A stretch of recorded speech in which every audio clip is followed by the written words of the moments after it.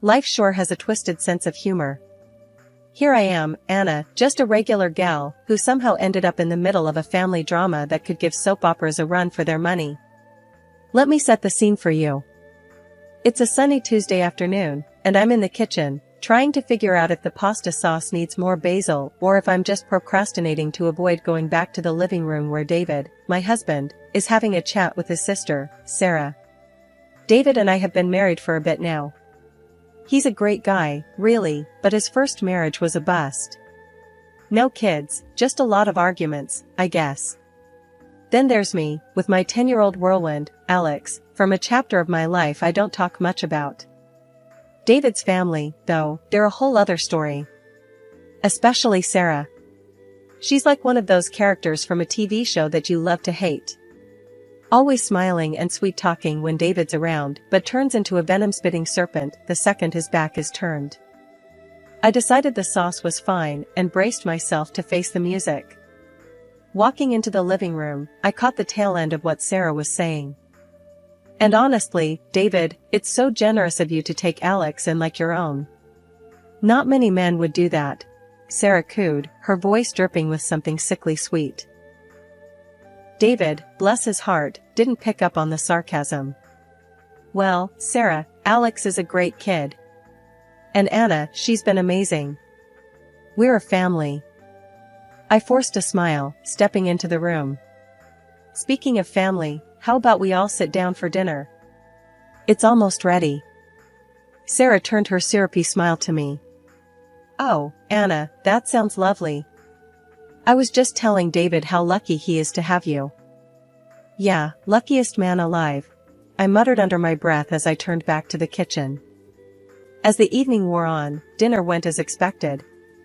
Sarah praised my cooking, made a couple of not-so-subtle digs at how I've managed to settle in with David, and even threw in a couple of backhanded compliments for good measure. It wasn't until we were clearing the table that Sarah decided to show her true colors. David had excused himself to take a work call, and Alex was upstairs, doing whatever 10-year-olds do these days. It was just Sarah and me, a moment she clearly had been waiting for. You know, Anna, it's funny, she started, leaning against the kitchen counter, a smirk playing on her lips. How you've managed to land a man like David. From a nobody to the lady of the house. Quite the upgrade, don't you think? I clenched my fists, trying to keep my cool. Sarah, I'm not sure what you're getting at. Oh, come on, Anna. We both know this is all just a big show for you. Playing the doting wife and mother. But we both know what this really is, don't we? A nice, comfortable setup. Her words stung, more than I wanted to admit. You know what, Sarah? I don't have time for this. If you've got something to say it to David. She laughed, a cold, harsh sound that filled the kitchen. Oh, I wouldn't want to burst your little bubble, Anna. Enjoy it while it lasts. But remember, I'm watching you. And sooner or later, everyone will see the truth.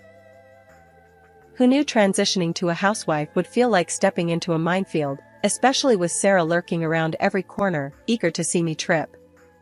David brought up the idea one evening, his tone hesitant, as if he was walking on eggshells. Anna, I've been thinking, he started, fiddling with his fork, not meeting my eyes. With the business taking off, I need more help. And I was wondering, maybe you could, step in? I looked up from my plate, surprised. You mean, leave my job? Work with you? Yeah.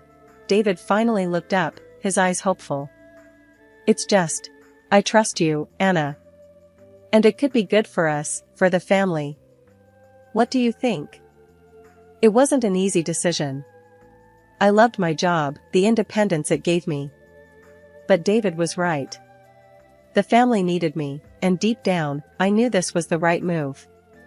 Okay. I sighed. Let's do it. For the family.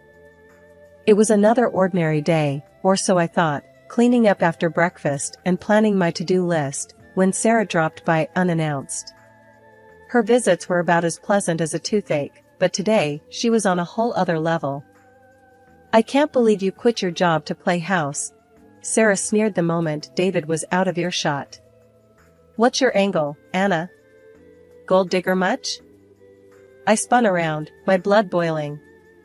Excuse me? I'm doing this for my family, Sarah, not that it's any of your business. Oh, please, she scoffed, rolling her eyes so hard I thought they might get stuck. You've got David wrapped around your finger.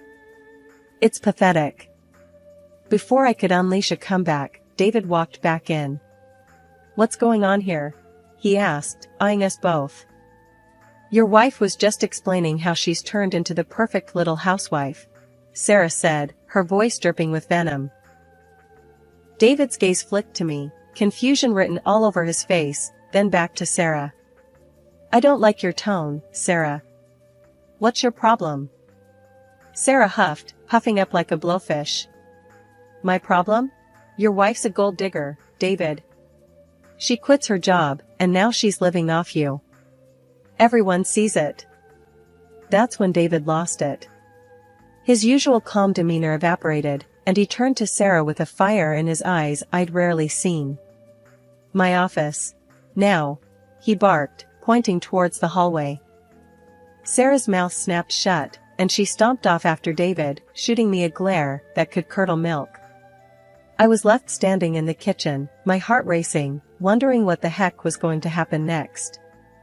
The shouting from David's office was muffled, but the intensity was crystal clear. Words like respect, family, and apology were thrown around, though who said what was anyone's guess. Then, all of a sudden, it went quiet. Too quiet. The kind of quiet that screams, something big just went down. My heart was in my throat as I waited, dreading and anticipating in equal measure. Moments later, the office door flew open, and out stormed Sarah, her face the color of a ripe tomato, eyes blazing with fury. She didn't even glance my way as she barreled past me and out the front door, slamming it so hard the windows rattled. David appeared in the doorway, looking like he'd gone 10 rounds, with a heavyweight. He sighed deeply and met my gaze. I'm sorry you had to hear that, Anna. But I've had enough of her disrespect towards you, towards us. I walked over to him, my earlier anger melting away. Are you okay? He wrapped me in a tight hug. I will be. We will be. I had to make it clear to her that she can't treat you, or any of us, like that. After that showdown, Sarah became a ghost in our lives. Days turned into weeks, and weeks into months, with no sign of her.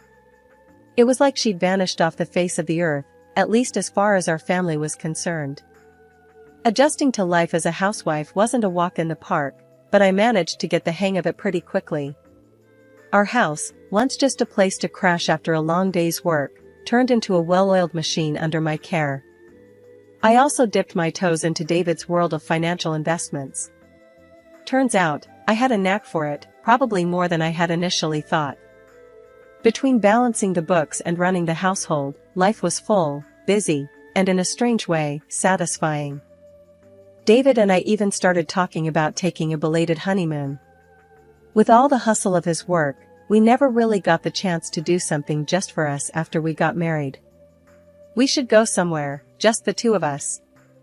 Anywhere you want, he'd say, wrapping his arms around me after dinner, a soft smile playing on his lips. Yeah? I'd respond, leaning back into his embrace. And leave all this? I'd gesture around to our home, the life we'd built. Who's gonna keep you from burning the house down trying to make toast? He'd chuckle, a deep, warm sound. Guess we'll have to take the risk. I'll learn to make toast if it means getting you alone for a week. It wasn't just us, though. David was a rock star with Alex. He'd taken to teaching him baseball, showing him the ropes, the right way to swing, the techniques that'd make a difference. I'd watch them from the kitchen window, tossing the ball back and forth, laughing and cheering. It was everything I'd hoped for when I dreamed of having a family. Then, just as we started to really settle into this idyll, life threw us a curveball. David, with all his vitality and plans for the future, was suddenly gone. Heart problems, they said. It was unexpected, a bolt from the blue that left us reeling. One day we're planning a honeymoon, and the next, I'm trying to figure out how to tell our son that his dad isn't coming home. The world didn't stop, though it felt like it should have. Life went on, painfully, inexorably. The big house felt emptier, the financial statement sat untouched on David's desk, and the baseball glove collected dust in the corner. In the silence that followed, I found myself talking to David as if he could hear me. "You left us too soon," I'd whisper, clutching his pillow close, trying to catch the scent of him that was already fading. "You promised me a honeymoon, you know. And toast, you promised toast." The day of David's funeral was a blur of sorrow and formalities. I was barely holding it together, grief gripping me so tight I found it hard to breathe. Through it all, Sarah was oddly detached, her mind clearly on matters other than mourning. She hadn't lifted a finger to help with any of the arrangements, leaving me to juggle everything on top of my own heartache. As the service commenced, the chapel was filled with those who knew David, distant relatives, colleagues, friends. They spoke highly of him, each anecdote and memory painting a picture of the man we all missed dearly. The respect and love they had for David was palpable, offering a sliver of comfort in the midst of pain.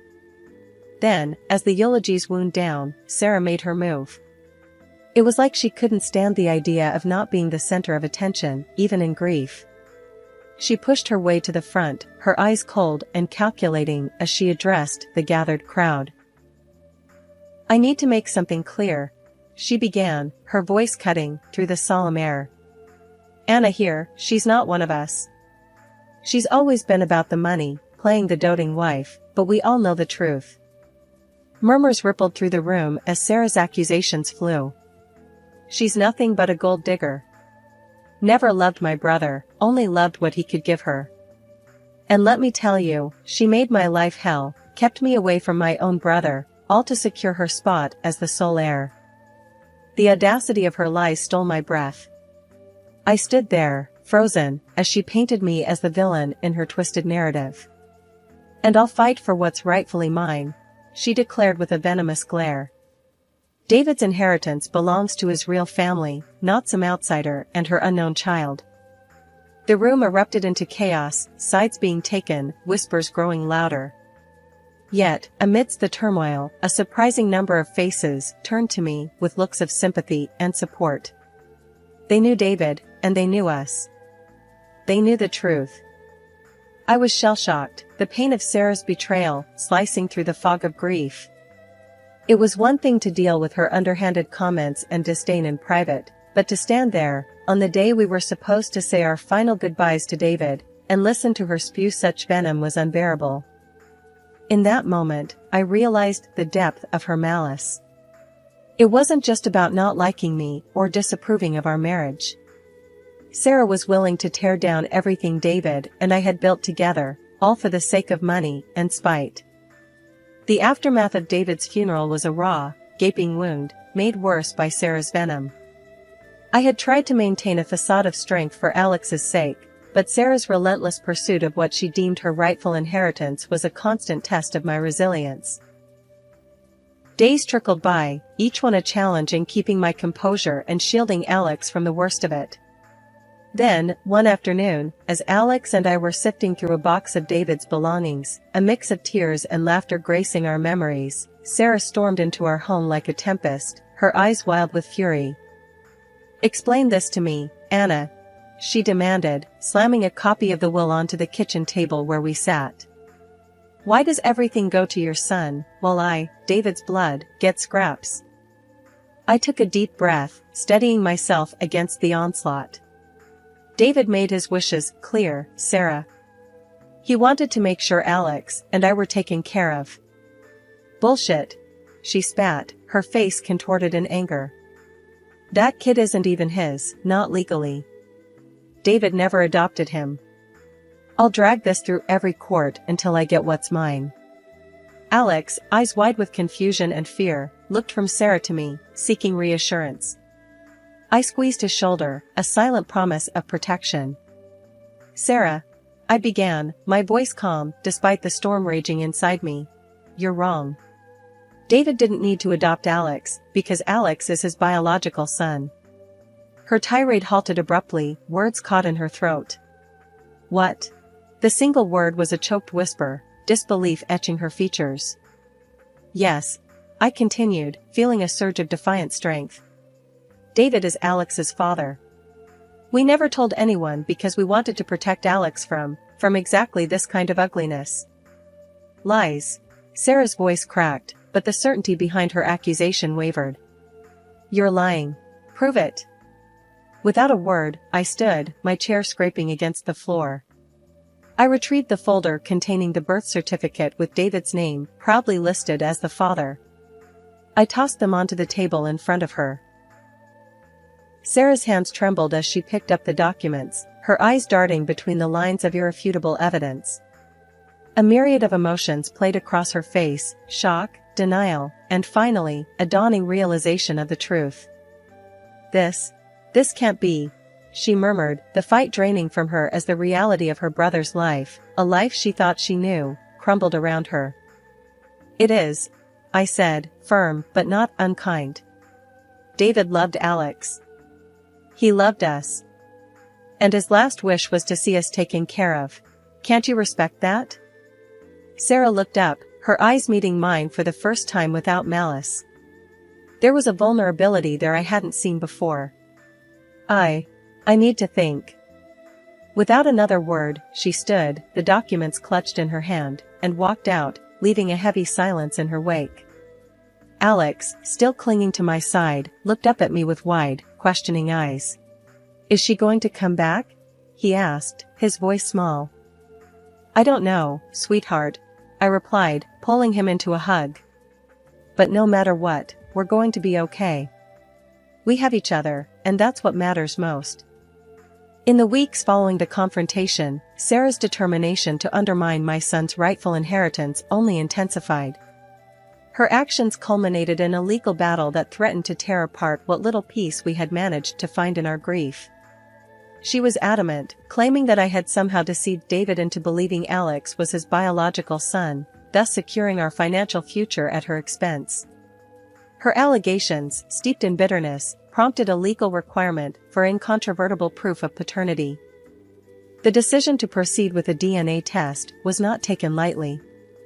It felt like a violation, a final indignity that David's memory did not deserve. Yet, it was a necessary step to protect Alex's future and affirm his rightful place as David's son. The process was clinical, impersonal, but underpinning it all was a simmering tension, a silent battle between truth and resentment. On the day the results were due, Sarah and I found ourselves seated across from each other in the sterile environment of the lawyer's office, a gulf of unspoken recriminations between us. You're sure you want to do this? I asked, breaking the silence. My voice was steady, but inside, a storm of emotions raged. Sarah's response was a terse nod, her lips a thin line. Let's just get this over with, she said, her voice laced with a defiance that belied her nervousness. The lawyer, a neutral party in this familial discord, opened the envelope with a solemnity that matched the gravity of the situation. He scanned the document, then looked up, meeting my gaze first, then Sarah's. The results are conclusive, he began, his tone measured. The DNA analysis confirms with a high degree of certainty that Alex is indeed David's biological son. This makes him the rightful heir to David's estate, in accordance with the will. The words hung in the air, a definitive end to Sarah's campaign of doubt. I felt a weight lift off my shoulders, a vindication for David, for Alex, and for the truth we had always known. Sarah, for her part, sat frozen, the color draining from her face as the implications of the results sank in. The fight, the anger, the relentless pursuit of what she believed was hers by right, all of it crumbled in the face of undeniable truth. I didn't. She stammered, her facade of certainty shattering. You see, Sarah, Alex was always David's priority. He loved him as his own, because he was his own. This battle, this pain you put us through, it was never necessary. Sarah looked away, her eyes brimming with tears that refused to fall. The lawyer, sensing the emotional turmoil, tactfully suggested we might need a moment. As the office door clicked shut behind him, leaving us in an uneasy truce, I reached across the chasm of our shared grief. Sarah, it's time to put this behind us. For David's sake, for Alex's. We can't change the past, but we can decide where we go from here. But she refused to put up with it. You're going to regret this, she screamed and ran out of the office, slamming the door loudly at the last. Time marched on, relentless and indifferent to the void David's passing left in our lives. Alex and I, we did our best to keep his memory alive, to honor him in our daily routines. Then, through the grapevine, snippets of Sarah's current predicament began to reach me. The whispers painted a grim picture. Sarah, it seemed, had found herself in a financial quagmire. She'd always had a taste for the finer things, a lifestyle that her means couldn't quite support. David's death and the subsequent inheritance saga seemed to have pushed her over the edge into a reckless spree of loans and lavish spending. She really thought she'd get everything, huh? My neighbor, Mrs. Thompson, mentioned offhand one afternoon as we chatted over the fence. Now, I hear she's dodging calls left and right, creditors breathing down her neck. I sighed, pinching the bridge of my nose. Yeah, seems like it. Hard to believe she thought luxury bags were worth all this mess. Mrs. Thompson clicked her tongue in disapproval. Pride and greed, dear. They make people do foolish things. Shame, really. Your David, God rest his soul, was never one for such nonsense. The news of Sarah's financial woes stirred a complicated mix of emotions in me. There was no pleasure in her misfortune, no sense of vindication. If anything, it was a tragic reminder of how deeply fractured our family had become in the wake of David's death. Months had rolled by since the whole inheritance drama settled down. Just when I thought peace had finally found its way back to us, my phone buzzed with a number I hadn't seen in a while. It was Sarah. Hearing from her after everything that went down was the last thing I expected. Curiosity, more than anything, made me answer. Anna, listen, I need your help. Sarah's voice came through, tinged with desperation I hadn't heard from her before. I couldn't help but let out a dry laugh. Help? Now that's rich, coming from you. Weren't you the one who said I wasn't family? What changed? She hesitated, then plowed ahead with her request. That was before. This is now. I'm in deep, Anna. I need to pay off these debts. We're family, aren't we? The audacity of her request floored me. Family? You've got a short memory, Sarah. When it suited you, I was nothing. And now, in your hour of need, we're suddenly relatives? It's not like that. She tried to interrupt, but I wasn't having any of it. No, it's exactly like that. You haven't changed a bit, Sarah. Still as self-centered as ever. You didn't think twice before dragging me and Alex through mud, and now you want help? There was a pause, a silence that spoke volumes. I could almost hear her scrambling for a comeback, any semblance of an argument that could sway me. I just thought. You thought wrong. I cut her off, my voice firm. You made your bed, Sarah. Now, you gotta lie in it. I've got my own family to look after, and frankly, you're not part of it. Not after everything. The line went quiet, and for a moment, I wondered if she had anything left to say. When she finally spoke, her voice was small, resigned. I see. I'm sorry, Anna. For everything. Sorry doesn't cut it, Sarah. Actions speak louder than words, and yours screamed. You'll figure your way out of this mess. Goodbye. Hanging up, I let out a long breath I didn't realize I was holding. It felt like closing the final chapter of a book filled with too much turmoil. Looking over at Alex, who was doing his homework at the kitchen table, I was reminded of what truly mattered. Who was that, Mom? Alex asked, his pencil pausing mid-sentence. Just someone from the past, honey. It's nothing to worry about, I assured him, offering a smile. He nodded, turning his attention back to his homework, and I watched him for a moment. This was my world now, my priority. The drama, the fights, the endless cycle of resentment with Sarah, it was all behind us.